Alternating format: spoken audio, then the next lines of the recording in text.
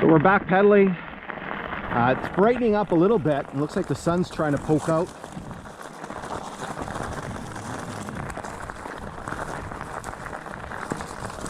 Again, you can see all of these spots. This is probably one of the big ones here with all of the ties.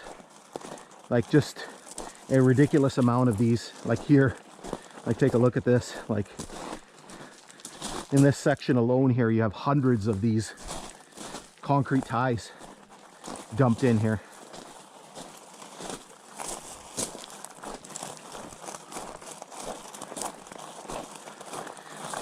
It's kind of, just as a thought here, kind of interesting. Wonder where they came from. You know, where were they laid down originally? Right? It just goes on and on and on here.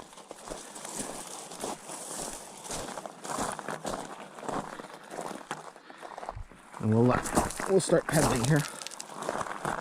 I can get up on my bike. Again, you can get a nice view of Red Rock here. Beautiful little town, beautiful little location. Red Rock was not an original stop on the line. It was there was a place, there was a stop that was proposed here called Crawford, but it was never created during, at least during the Canadian Northern time. And then in the 1930s, they built a large paper mill here. And so when they did that, they both railway lines, both the Canadian Pacific and the Canadian National, built spurs down to the mill, and then the community kind of built up around it. I believe also during World War II, for a time, there was actually a German POW camp in the area for a few years. Again, you can see the Canadian Pacific, the concrete culvert, and just a boring kind of metal one for the Canadian National.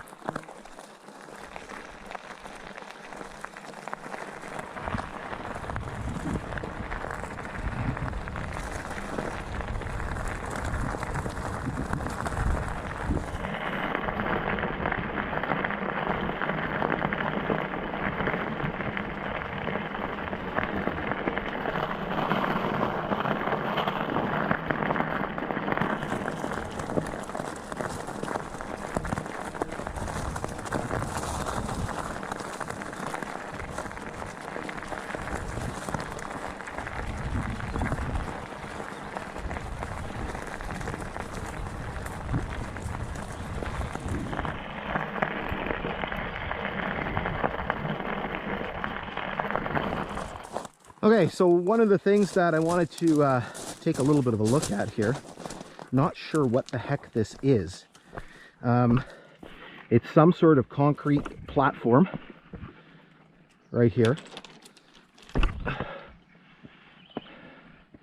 I don't know if there's any like attachment points, any bolts or anything. It just looks like a platform.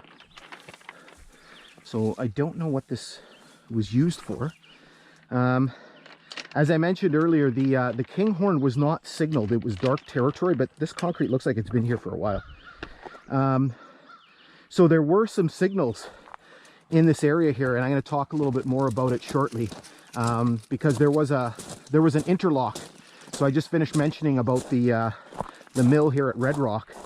So to facilitate the movement of the paper from the mill to both the Canadian Pacific and the Canadian National lines, there was an interlock, and so there was signaling here for that interlock on the Canadian National side. Okay, so we're just gonna hop back up on the bike here and keep plugging along. So we're back in the saddle here and just plugging along, sweating like crazy because it's still extremely humid. Sun really hasn't poked out. I don't know if it will. It looks kind of blue over there, so eventually it will pop out, but this is perfect for us because we don't get any crazy shadows or anything like that.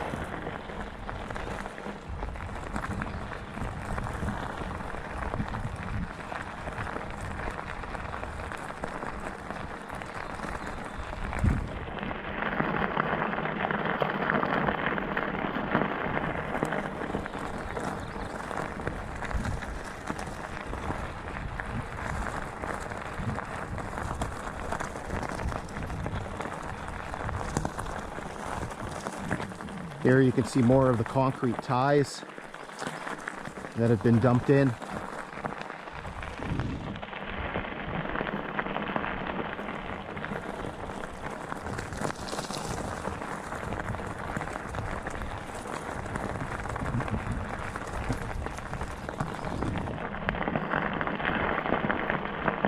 So here you just get an absolutely gorgeous view. There's some more concrete ties here of Nipigon Bay. You can see Red Rock over there with the water tower. Just a gorgeous area, and that red rock just makes everything kind of pop. Again, more of those concrete ties, and up here you're going to see something really kind of interesting.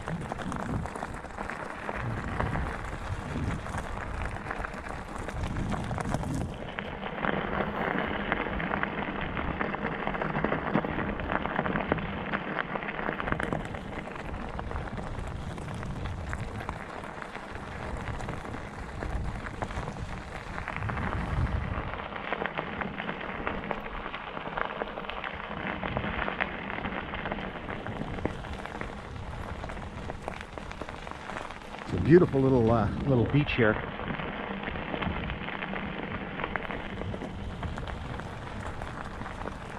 Now, erosion again was a big concern.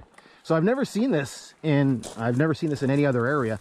So you'll notice what they've done here is they've basically put in these ginormous concrete slabs. You can see that there's like almost lifting lugs, pieces of wire that they've used, and so basically these were just kind of lowered into place all along here. So there's 1, 2, 3, 4,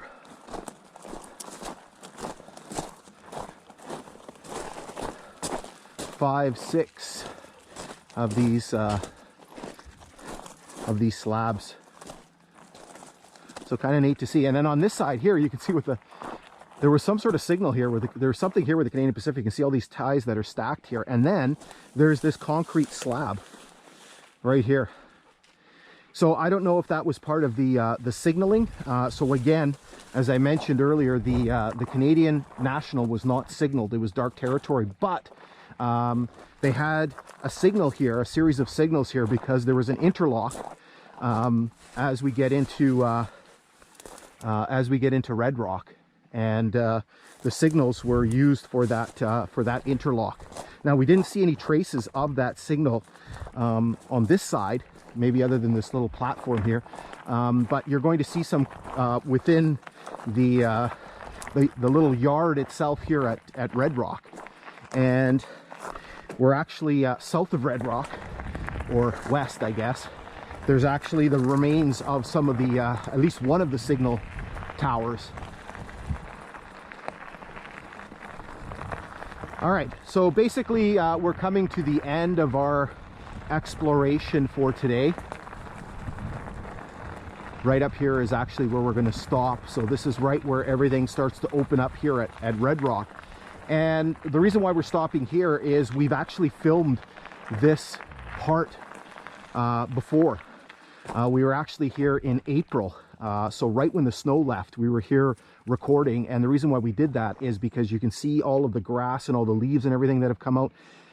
You're not going to see the things that we need to see in this area here. So right above us here, and you're going to get a look at that. This is the Canadian Pacific spur that ran down to the paper mill in Red Rock. It's called the transfer line. So it's right there.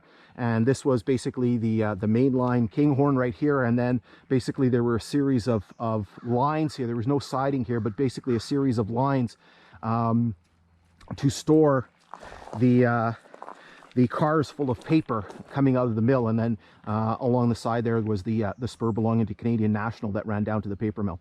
So what we're going to do is we're going to pick things up from here and then basically take a look at our next segment, and you'll be able to see all the stuff that's happening in this area.